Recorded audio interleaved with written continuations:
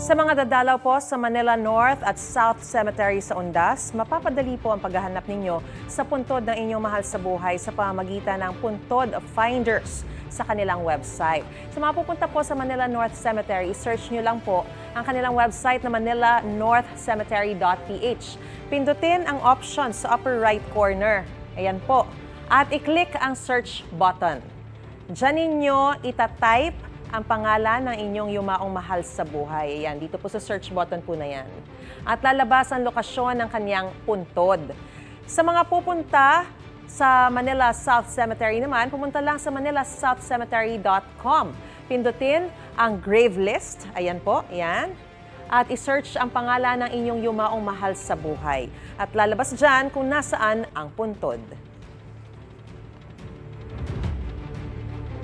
Gusto mo bang mauna sa mga balita?